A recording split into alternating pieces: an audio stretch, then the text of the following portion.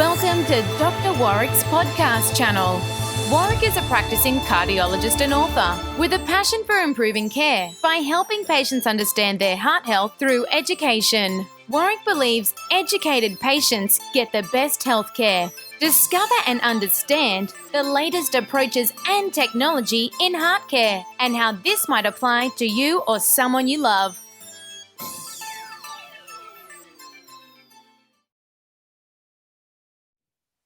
Hi, my name's Dr. Warrick Bishop, and I'd like to welcome you to my podcast and videocast station. And I'd also like to welcome Adrian Lea. Hi, Adrian. Warrick, great to be here, my man. Super excited. Look, for those who may have missed the first podcast with Adrian, this is an opportunity for me to catch up with Adrian, who's been in the fitness industry for 15 years or more. He's got an online presence at Leeway Fitness, and I encourage you to check it out. He's walked the walk and talks the talk because he's gone through his own health journey. And in the first podcast, we touched on the important priorities and considerations needed to undertake a healthy life change and maintain that. So thank you for sharing that, Adrian. And it turned out that we both actually, because we work in the same area, have a lot of synergy and a lot of similarities in that space. So it was really that 10 minutes or 15 minutes we spoke last time went in no time at all. Today, though, I want to pick your brains about muscle strength, because for those listening, you would realize that muscle strength is an incredibly important component of avoiding frailty with aging. So Adrian, I'm going to ask you, I'm going to open it up about muscle strength and frailty. Tell me what you'd like. Mate, it's a very narrow topic, but very broad topic. So from my experience growing up with older parents, as an example, mum and dad, both very, physically active. And from a strength point of view, never really did any strength-based activities other than what they would do on a daily basis. And what I seen over time as mum and dad got older was they started to get some issues with their shoulders, elbows, hips, knees. Their flexibility was quite poor, just because they weren't actually doing anything to improve their mobility and flexibility just for everyday life. So they were more prone to, lower back issues, hips, knee, and ankles. And so once I started to get into the personal training side, I started to support mum and dad with some basic things at home. So they were like, dad actually, because he was a builder, he created a little step for himself so he could do step ups. Yeah, perfect. Right? Same with mum. We got some bands. We got some little weights like these. Mum, little hand weights. For those listening, they're about a 200 gram weight that Adrian just lifted up and showed me. About that, about a kilo. Oh, they're a kilo, are they? Yep. Okay. Yeah, they're a kilo. And so over time, and back then, I would say mum was about, early 60s. Dad was in his 70s. And that was the start of their journey to strength training. Yeah, okay.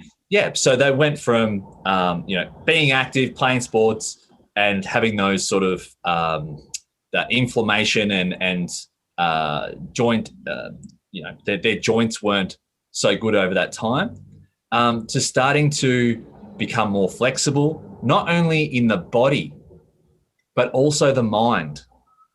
So they were starting to feel like younger in the mind, but also they were starting to manage those daily stresses of life a lot better. The Greeks were believers that a healthy mind and a healthy body went together, and they were pretty smart, actually. And really, reiterating what we've probably known for thousands of years, which the interconnection between mind and body is huge, and your sense of general well-being is a circular re-entrant loop that just plays back and can build that confidence, that sense of well-being, and you break the loop and you're in trouble.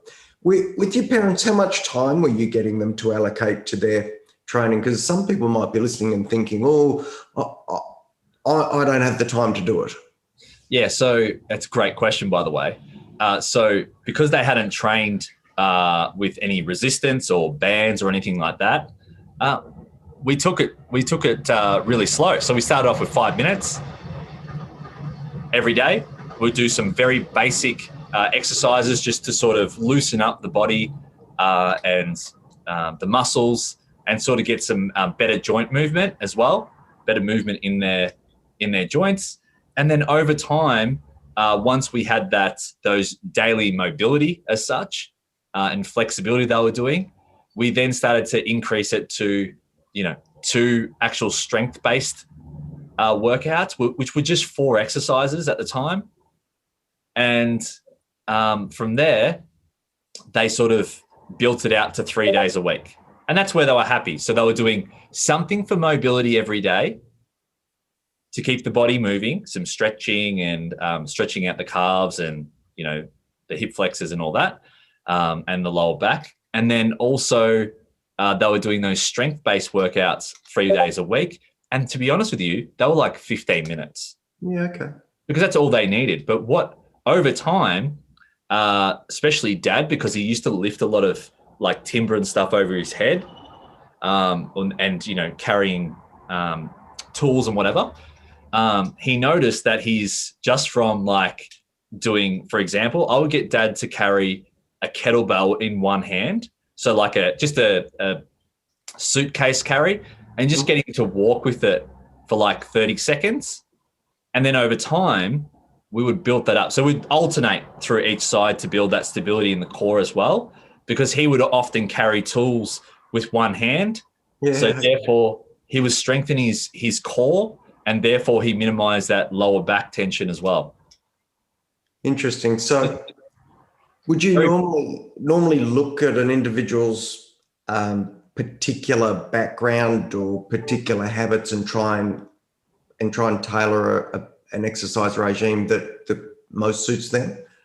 Yes, spot on. So because I knew Dad was active most of the day, I looked at the types of movements he would do repetitively, and then we would work on strengthening those muscles around that to be able to support his daily life.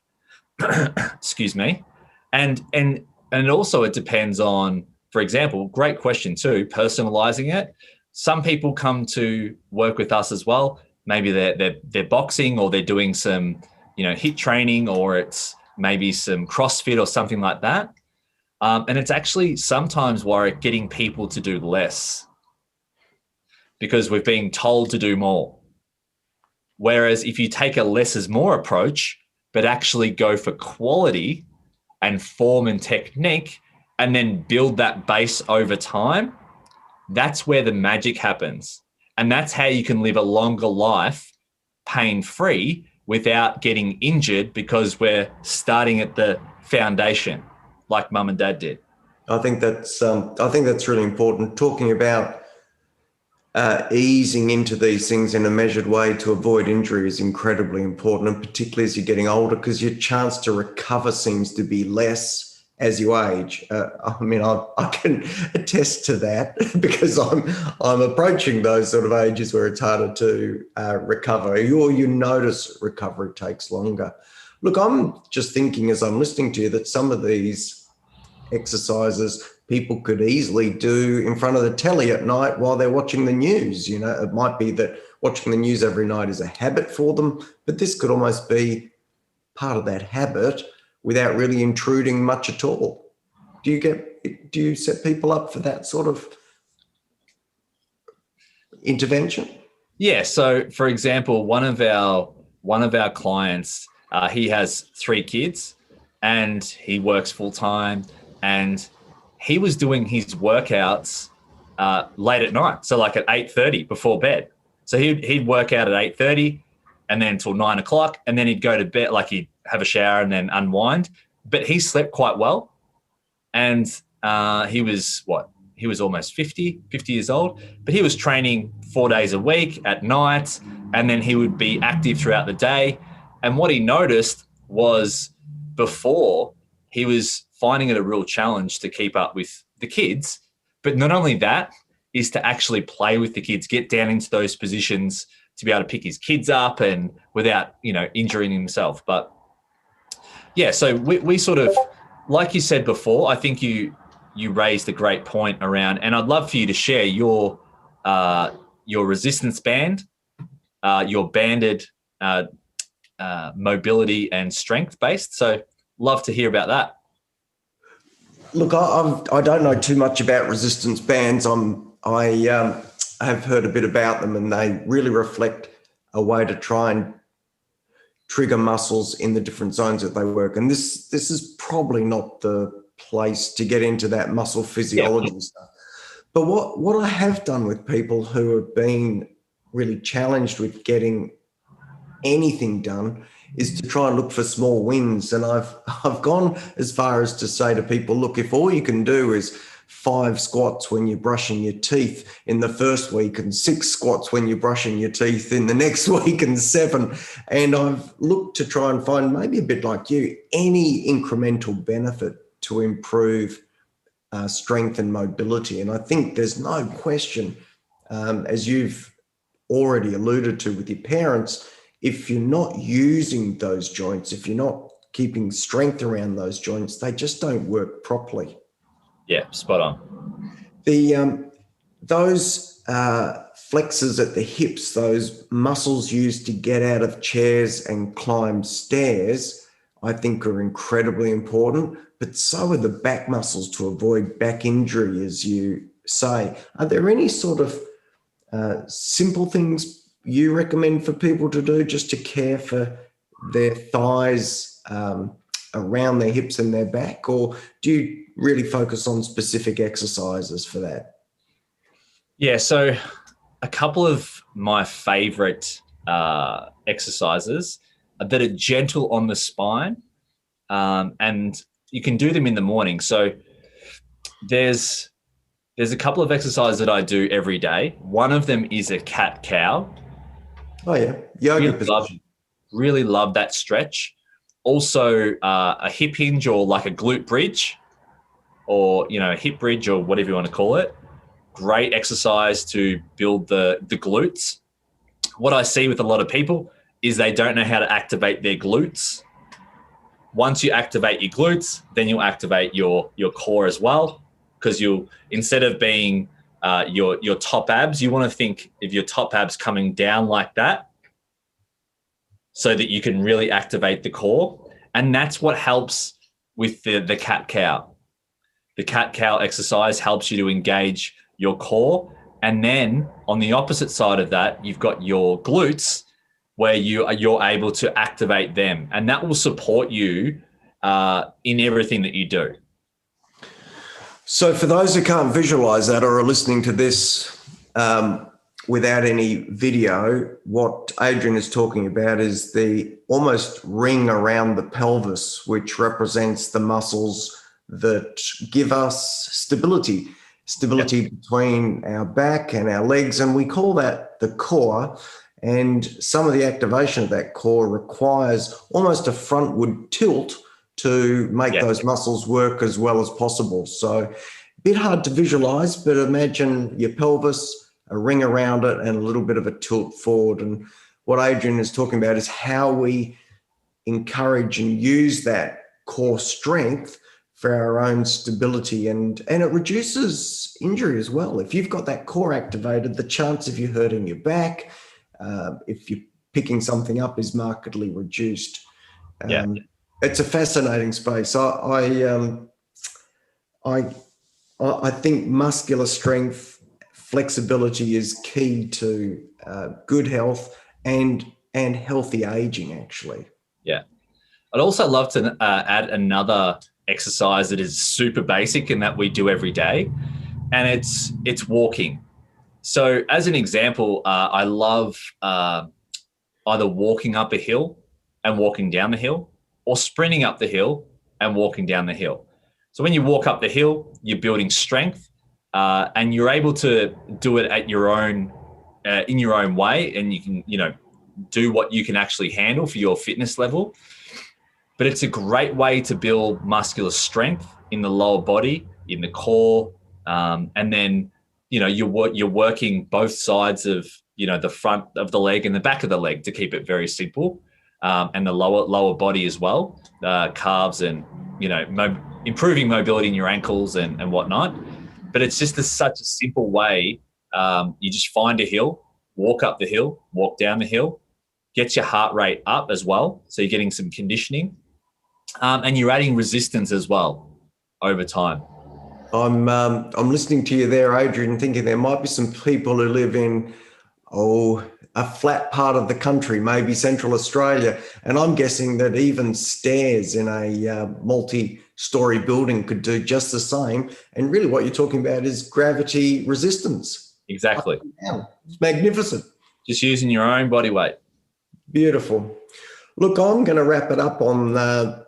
I think so. The tip there, the take-home tip, I think, is use the stairs, not the elevator.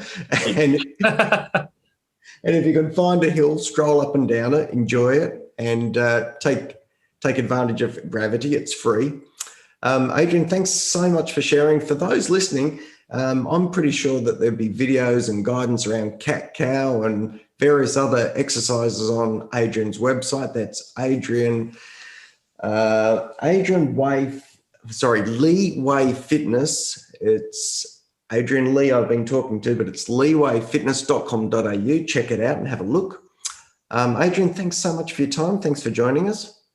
Warrick, thanks again. Really appreciate it. And thank you to your audience as well. Hope you got some value. Look, for those listening, I hope you found that dip into strength and maintenance of strength and flexibility valuable, and I hope it raises some questions and gives you the information you need to prioritize good health in your own life. From the Healthy Heart Network, wishing you live as well as possible for as long as possible. Till next time, please take care. If you've got any queries or questions, drop us a note. Bye for now. You have been listening to another podcast from Dr. Warrick. Visit his website at drwarrickbishop.com for the latest news on heart disease. If you love this podcast, feel free to leave us a review.